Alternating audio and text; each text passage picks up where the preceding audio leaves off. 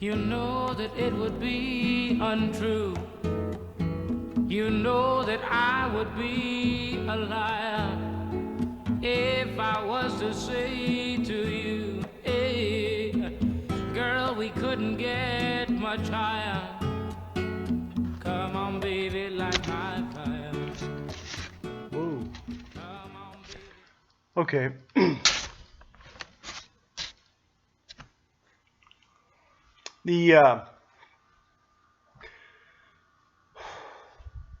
There's advantages to getting older.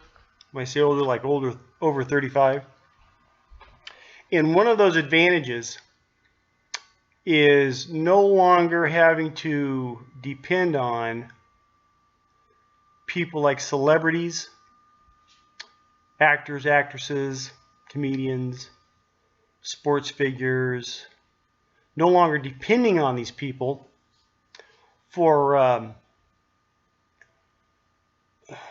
their opinions, for their when you're younger, if one of your favorite actors or something says something about politics, you kind of take, hey, yeah, okay, yeah, kind of stuff. We're easily swayed when we're younger. And as you get older, after you've had, like I said, over 35 is my guess, but you might have been married, you've probably experienced a mortgage, you've seen enough crap. You start to realize that these people like celebrities and these sports figures and such are basically for entertainment purposes only. They are not a source of, they're not a resource for me. Not knocking these people. I love actors. I love movies and all that kind of stuff. More power to them. But it's the younger crowd, I think, that falls sway to their, opinions about this, that, or the other thing. That's just, to me, it is what it is. I watched a video yesterday or the day before yesterday. I don't usually do this, but it was Brad Pitt. It said Brad Pitt on religion on the Bill Maher show. And I'm so old, I remember when Bill Maher was funny. But it's Brad Pitt. And I said, well, let's see what Brad Pitt has to say. That's what I watched. It was just a little teeny clip. And he said he did not, it displeased him to see religion have an effect on policy, public policy. In other words, if religion, assuming the evangelical whatever, has some more power on power over the lawmakers to outlaw same-sex marriage, to keep not legalize marijuana. That was one. He had a third one. I can't think of what it was. Same-sex marriage, this kind of that, and all that stuff. And so he was against that aspect of religion, trying to have an influence on public policy. The funny thing is, when someone says that, someone who's not a believer says something like that, I really think it's what they don't like that. They don't like that idea. And I agree with that. And I'll get into that in a minute. But as a believer, what we hear when someone says something like, hey, I'm anti-religion, we see it as they're saying, I'm anti-Jesus. We're like, ugh. See? And it's really not what they're saying, but that's kind of how we take it. And I'm no different. I hear something like that, I'm like, well, this guy don't like Jesus. But that's not what he said. It's just the way I'm taking it. Okay? But it is kind of that. If you don't want to be part of if you're avoiding the Gospels and don't want nothing to do with that, you might as well be anti-Jesus, because that's the path you're taking anyway. I think that's funny. They say one thing, we just take it as this, an attack on Jesus. When at the most it might just be avoidance, whatever the case is. But what I agree with the statement. I don't necessarily agree with Brad Pitt. I like Brad Pitt, but he's an actor. But I agree with what he's saying as far as religion having an impact on government policy. I too disagree with a lot of that. Because I think it's a waste of time. Now, I'm not telling anybody not to do anything or whatever the case is, but there are Christians that are activists, and we vote with our faith, our beliefs. Nothing wrong with that. You got a guy that says, hey, I'm anti-abortion, so a lot of Christians are going to vote for him. Hey, rightly so. That's, you're not going to vote the other way. But we have a lot of Christians that, and I've been one of them, get really upset about the government and the things the government's done. And so we try to use this system of the world, this government that we have, and we try to use it in such a way that maybe it's going to take these people in the world, and if we could get the laws set up to be more biblical, then it'll make these people Christians. Okay? And I did a video a long time ago. Stop making Christians, or stop trying to make Christians, something like that. And I am against that. I got no problem with someone voting your conscience, voting whatever your beliefs are, this and that. But when they, I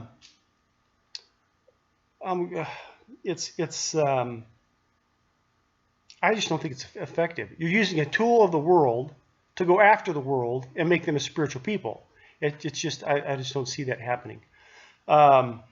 Especially when you're dealing with people, you're forcing a Christian belief upon people that want nothing to do with it. I mean, if it was shoe was on the other foot and the Muslims were trying to get us to go their route, we're not going to do that. It's going to be a pain in the butt. So it's just, to me, it's, you know, I don't agree with it. I just think it's a waste of time. But I did a book review on the book. Was called Disciples a while back.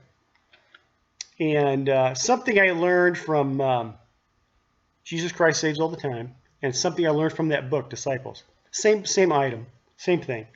But it had a real impact on me. And some might call it fellowship or something like that. But what it did is I realized, I'm not discounting the people that have helped me online, but I've always been at my faith by myself, physically. I don't have a church I go to. I really haven't had other people. Maybe I could have did something with my family more or whatever. I did not have anyone I could team up with. Okay, I've always been a loner with it for the most part. But I've had a lot of help from people here on online on YouTube. But reading that, what she has taught me, what I've learned from her, and what I've learned from reading this book, Disciples, is I have a friend here in town, a guy that lives here in the same town as I do. He's like 7 or 8 years older than I am. And he is a Christian. He's very open about his faith. And that's how I met him. I was at work, I had my Bible open years ago. We got to talking about it. And I'm more of a recluse. I'm one of those where if someone says, I'd just soon not be around a lot of people. I prefer my time alone. He's just the opposite. He likes to be out amongst people. Has never met a stranger. He's got to talk to anybody. Okay? And in that respect, he's walking out the Gospels far better than I am. Okay? He's also extremely merciful. We're both landlords. He has far more rentals than I do. And but I know that some of the situations he's gone through, and he's given people plenty of opportunity to make things right. He's very merciful. He's also very giving, very kind, very generous. All right? Me, not so much. I'm just saying. And so when I thought about this guy, I said, I got to team up with this guy. So I sat him down, we got to talk, and I said, listen, there's things I need to work on, okay, in my faith, and I'm going to tell them to you, confess them to you, whatever you want to call it, and I want you to pray for me, okay, and then keep tabs on me, make sure I'm doing this thing. Then he has some issues that I'll do the same. Great example, he had someone he was going to have to evict, that he's give this woman plenty of opportunity to do things. He went above and beyond for these people. And finally he says, hey man, I'm gonna have to drop the hammer on him. And he says he's driving down the road and he says the Spirit put it on his heart to go read in the book of Genesis, go read about Moses and the Pharaoh. And so he went home and he read it and he got his answers. Okay, this is how I'm gonna deal with this. Just like God did with Pharaoh kind of thing, whatever. Anyway, he got his answer, okay? Revelation. We're using the book. He found his answer in the book, okay? And made his decision based on what he learned out of the Bible. Okay, he didn't do his own thing. He wanted to find out. His concern was, I want to do this that pleases my Father in heaven. Okay. Now, getting together like that with someone else, okay, me praying for him praying for me, brotherly love. There's that covenant relationship there. His enemy is my enemy, vice versa, this kind of thing. We're working on this together. We have scripture. I can't think of it off my head right now. Where there's 2 or 3 there, you know, there he is. I'll have to think of that one. Anyhow, I'm getting off the page. When we are working together like this, okay, me and this guy praying for each other with our Bible, trying to find answers to our questions with the Bible so we can deal with other people and make our decisions biblical decisions, okay? That's the church. That's the church, okay? So anything we're dealing with on a personal level like this, we go about it like that. There's power in that. It's not our power, it's his power. But there's power in that, okay? So if we're operating that way as Christians, as believers, does it really matter who gets elected or what law gets passed or what's going on some other place or whatever the case is? We're working together using the teachings of Jesus, and someone else is going to come along that's going to need help, and we'll grow. There will be 3 people, then 5, then 10, whatever the case is. Not looking to get big or anything, but when we get together like that, that is the church. We can now do things. We can help people around us. Okay, I can vote all day long and change nothing. Okay, but working as a church in that respect, we can do a lot of change. See, I don't know if I'm making any sense at all. But for me to be concerned and an activist and march about this thing, or hey, we got to get this Christian guy in there, maybe something will change, or whatever the case is, all that stuff. I just have a little faith in that. If I really want to make change, I have to start here with someone else, preferably, so we can help each other. Okay, brotherly love, and then we can start helping other people. That's where, if we really want to make change as Christians, as believers, that's where it's at. Okay, whether this guy gets elected or that guy gets elected or she gets elected, whatever the case is, that's going to happen anyway. Okay, if we want to make change as believers, that's where it's at. It's right within a 6-foot circle of you. So my thing is, if you can find someone from church, a friend, your wife, your kid, your neighbor, something other than your dog, whatever the case is, that you can team up with and work on that, praying for each other, discussing the issues you have, trying to make your decisions using the Bible through the teachings of Jesus, okay? Trying to base your decisions on that with the help of someone else. Hey, am I doing this right? Hey, I got this problem. This person's bringing all this wrath down upon me, and I want to fight back. I want to do this, but what does Jesus want me to do? And you can ask that person. Maybe they'll help you find, or whatever the case is. Okay, there's power in that. That's where we need to be. And find someone like that. Okay, this guy, and that's what we're trying to do. See if it works out or whatever the case is. But it, someone like Brad Pitt wants to say that he's down on religion, whatever the case is. I can see why. I can see why a lot of people are.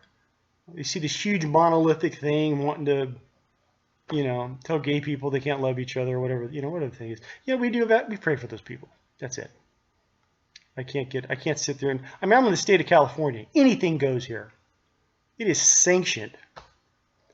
Okay? But the Bible's pretty close to hate speech. But really, am I going to be able to change that here in California? No. But I can change the people that we're working with here. People around me. So, I don't know if I'll make any sense. I'll throw that out there at you. I think there's something else to say. But find someone else. You don't have to go to church. Be the church. Okay, but you don't have to do it alone. Find someone else. I'll give you a great example too. I know this guy that I'm teaming up with. I know more about the Bible than he ever will. Okay, I'm just like that. But he walks out the Gospels every day, whether he knows or not. I've seen him do it. He's out there walking out the Gospels. He's concerned that his walk is indicative to his faith in the teaching of Jesus. See, I need that. I may know a lot about the Bible, but he's the one walking it out. So I'm hoping by teaming up, he can help me. He can bring me to that. All right. And I think we all need something like that. We have to apply the Gospels. Anyhow, hopefully that made sense. I don't know if I'm just rambling on here, but I don't know if this is... Anyhow, love you. God bless. Team up with somebody. the time for hesitations through. There's no time to wallow in the mire. Darling, we could only lose, and our love become a funeral pyre.